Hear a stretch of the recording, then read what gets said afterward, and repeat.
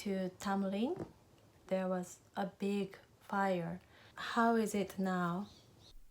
That experience was very traumatic for a lot of people.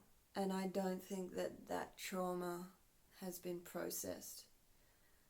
In fact, when this other big crisis came along, I think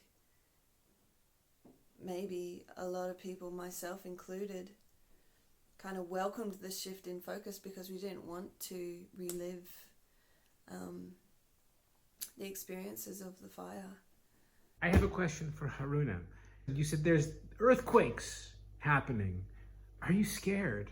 I'm scared the earthquakes much more than coronavirus. For corona, I think we can make an effort to avoid it. But the earthquakes, people cannot predict when and where it happens. With the fires, there was already in the air this palpable sensation that nothing could ever be the same, nothing could ever go back to the way it was, and I think that that feeling has only intensified.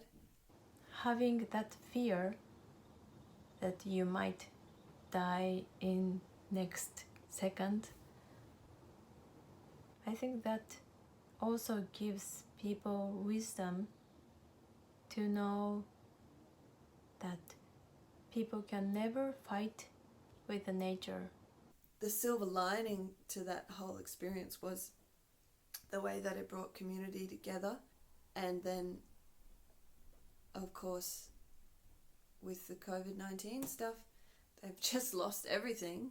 And now they can't even have a cup of tea with someone. Bleh, you know, I mean, I don't know. I don't know.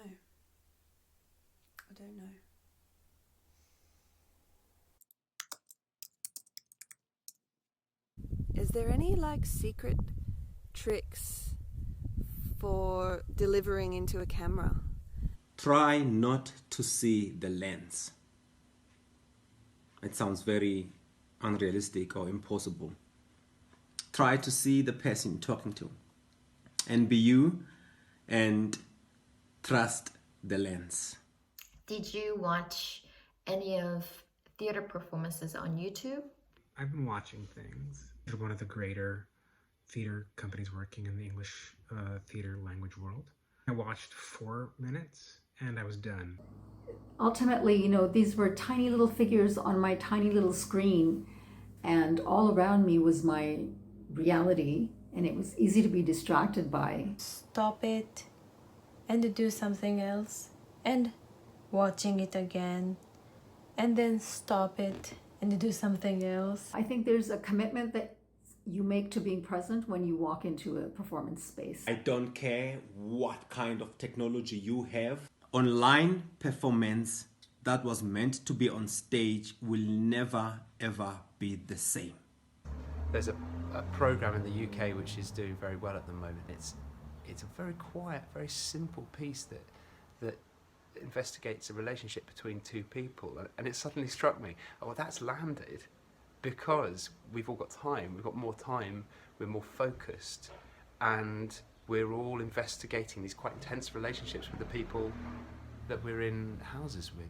Have you experienced any particular shift in priorities in your life? I am, being grateful more of the smallest things around me that often were always near me, like the time, the nature of just, or meeting someone else. It made me focus on the now. What can you do now? What are you able to do now? What's worth doing now? I think I've started to want to take back control.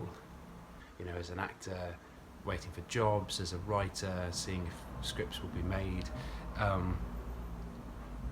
And this period has made me want to go back to making work that's all mine from beginning to end. I mean, we've all been so profoundly disempowered by this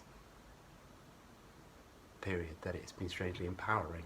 When everything gets messy, you know, you just want people. You want to feel safe and held in a web of community. And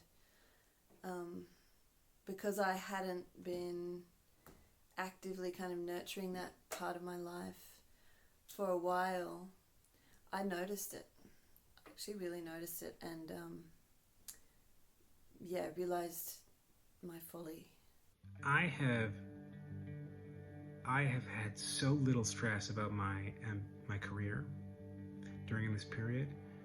It's been a bit of a relief, to be honest. I'm still operating as an ambitious person, but I've had very little anxiety about it, and that's been great. That's been great, and I think the way that I think about how I am with family and the conditions I'm creating, or a part of creating with my wife, has become as much a priority as my career. And that's been really important because I lose track of that often.